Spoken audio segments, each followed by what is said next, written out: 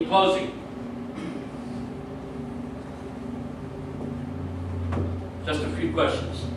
Again, as we talk about seeing the big picture here, and also the takeaway. Here's a few questions to challenge you with this morning. Are we as converted as the Apostle Paul? I want you to just think about that. When you look at Paul's life, not only Paul, but others as well, when you think about his zeal, you think about his devotion, his commitment, in spite of all the suffering that we just read about in 2 Corinthians, are we as converted as the Apostle Paul? Even how about the early church? There's just example after example. Again, the Fox's Book of Martyrs that you all know about. You know, are we as converted as our brothers and sisters in the early church? That's the challenge today. There are so many areas of Paul's life that just challenges me. And I want to challenge you this morning. Look at these, just 4 areas of Paul's life. We'll just consider. Look at his transformation. Can you imagine going from a Pharisee and for somebody who just tried to destroy the church of God, and now he's preaching to the people he tried to destroy? That's conversion. You talk about a transformation. Paul is truly converted. Something got a hold of him. Namely, it was Jesus on the road to Damascus. Think about his transformation. What about your transformation? Has the church served you well? Has the gospel of Jesus Christ done you well?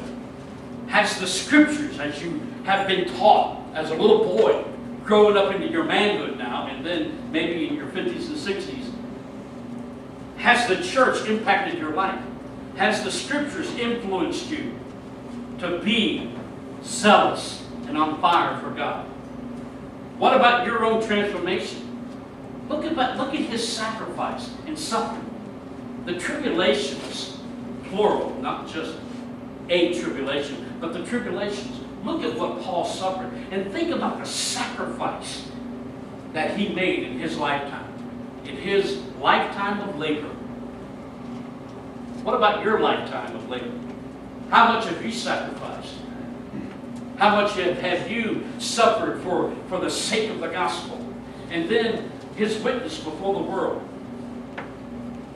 There's probably no equal. How about your witness? Your family, your neighbors, your community, at work.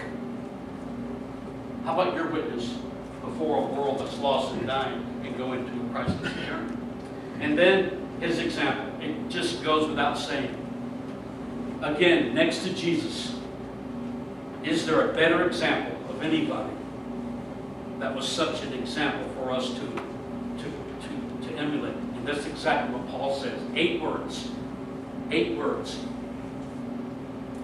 And he says in 2 Corinthians 11:1, imitate me just as I imitate Christ. And that's the challenge this morning. Be like Jesus. I don't want to be like Mike. Be like Jesus. Be conformed to the image of the Son. That's the big picture. Be like Christ. And that's what Paul said. Imitate me just as I imitate Christ. That's the goal. And the beauty of this whole text is that during this time the church had peace. By the way, the plural is not in the original Greek. Okay? It's not churches. Now, it could be, but in the original manuscript, it's just singular. The church, which is universal, was at peace. The persecution had stopped, and for different and various reasons. But isn't it awesome to be able to come to church and be on the same page and be at peace with not only with God but with one another?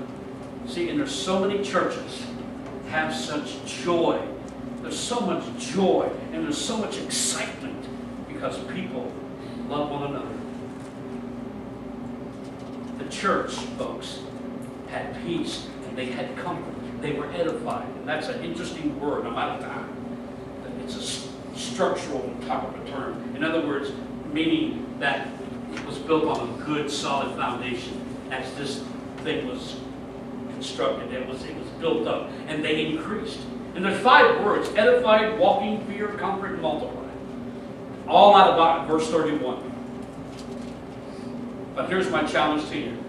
Leave here today. Mount Union, let's be like Jesus. God bless this message in your hearing.